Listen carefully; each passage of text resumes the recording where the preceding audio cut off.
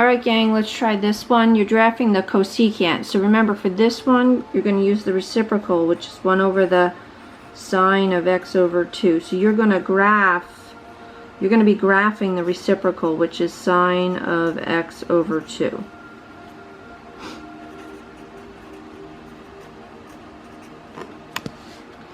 Now, there's nothing outside this trig function, so all the y values stay the same. But you do have a change here for b, so we have to change, that's going to alter the x values. Remember, if it's inside the function, it alters the x's. If it's outside the function, it alters the y's.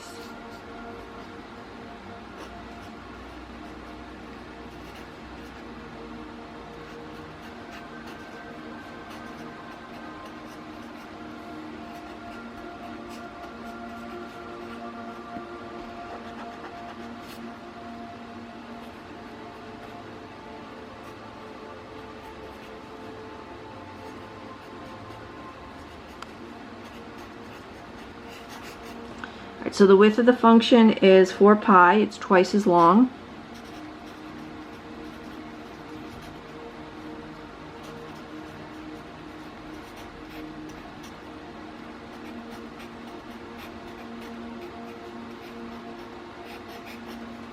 So the jumps for the jumps between the points is pi.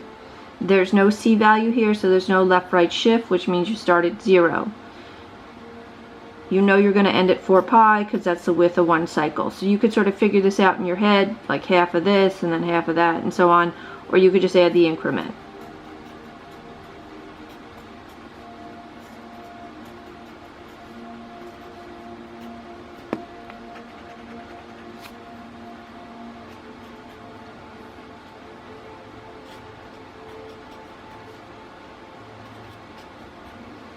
Okay, so that's the table. So now we're going to draw that.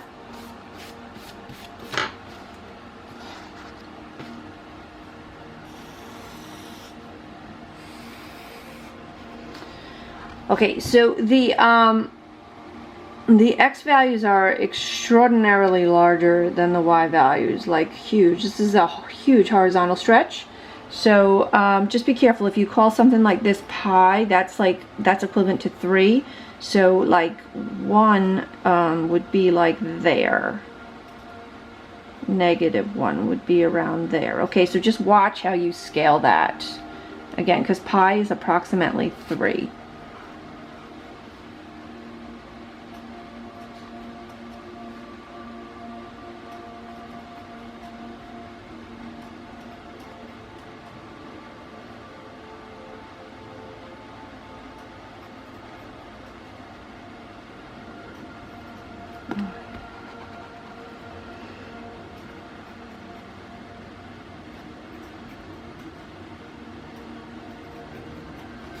Okay, just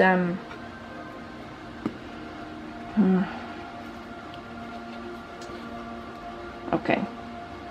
I'm not too happy with my scaling. It seemed like I started out bigger and then I squeezed a little bit, but it's not terrible, so I'll leave it.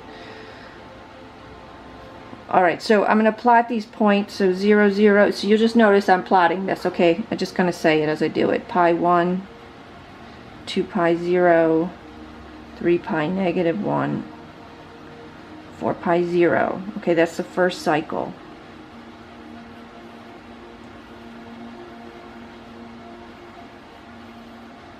Okay, that's one period.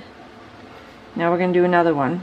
So middle, up, middle, down, middle.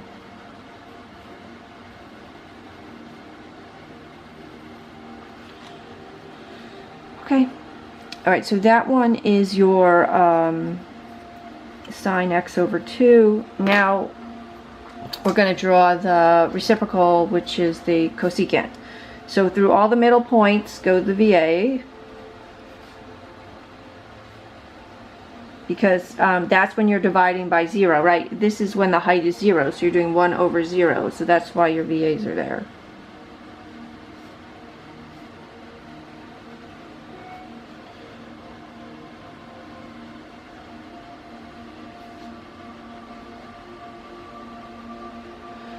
All right, and then they touch at each point. So like when the sine x over 2 is equal to 1, you have 1 over 1. So they're all, it's equivalent at the hills and valleys. Right, and then just make sure as one gets smaller, the other one gets larger.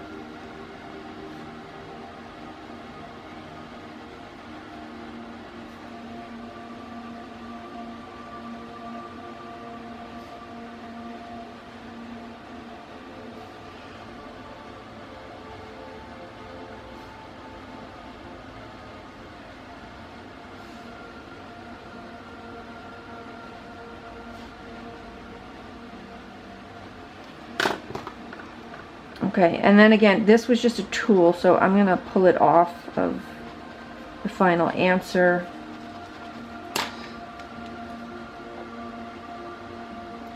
So again, cosecant is a bunch of floating parabolas. A parabola up, a parabola down is one period, so I've drawn 2 periods. Again, the amplitude of the sine function pushes it the correct distance away from the axis, and the VAs give it the correct width. Alright, so we just draw the sine as a tool, and then we can draw the cosecant. So that's it, gang. That's the graph. Hope that helped. Bye-bye.